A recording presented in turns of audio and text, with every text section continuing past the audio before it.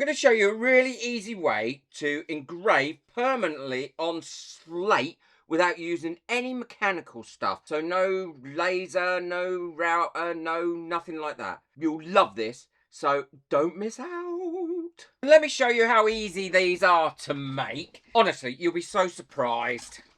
I get these in a big box. They come 24 pieces and they've already got the little foam pads on the back. What I've done is I've cut out my stencils on my Cricut, but if you don't have a Cricut, then you don't have to worry. You can use a normal stencil and tape that down. Although I find that the sticky ones are much easier to use. Need a bit of transfer tape. Make sure the surface of your slate is lovely and clean. There we go. So that's going to go on there really well.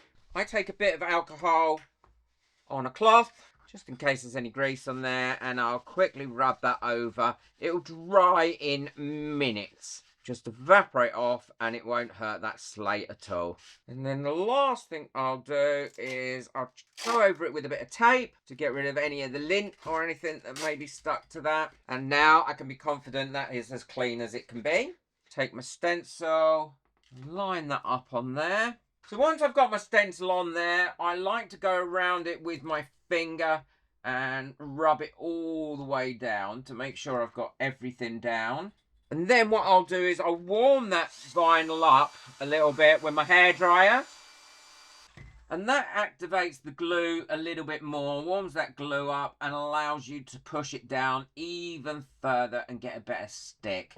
This isn't a completely natural flat surface, so you have run the risk of it bleeding a little bit. And this just helps it. So I'll go ahead, I'll finish up my other 3 tiles. As you can see, I've got a bit of a theme going on here of nature. And then I'll show you the great way and the simple way to be able to etch these. Well, now I've got those on, I'm ready to etch. And what I'm going to be using is just the standard armor etch that you use for glass. There are a few things I like to do a little bit different for this. And that is, I want to put it on quite thick.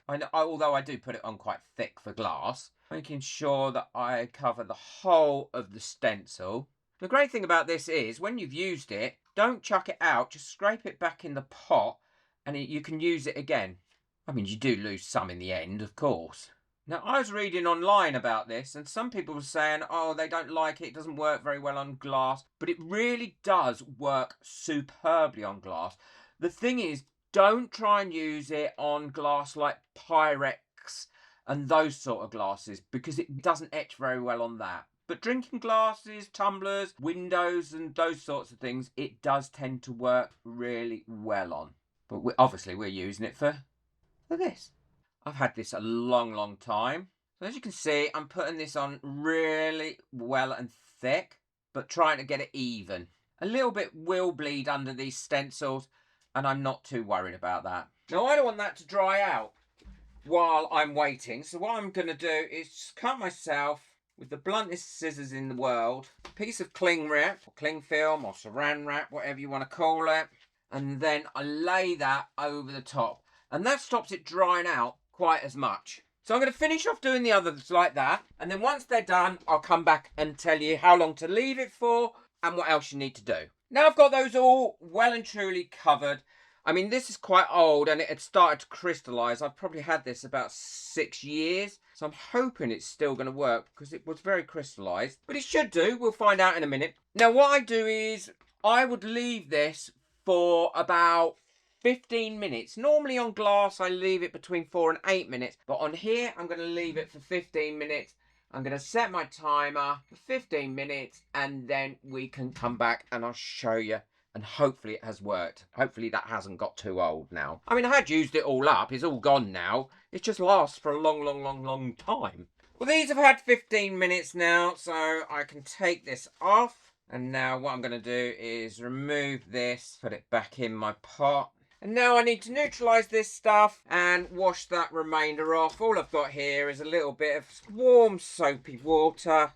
And that will remove that nicely. Just rubbing over it with my hands. To get rid of that, I've just ordered myself a new pot of etch as well. thank you to everybody that buys me coffees, because you are the people that allow me to keep this channel going and to keep buying stuff to show you in these videos. So thank you. If you'd like to get me a coffee, the link is in the description below.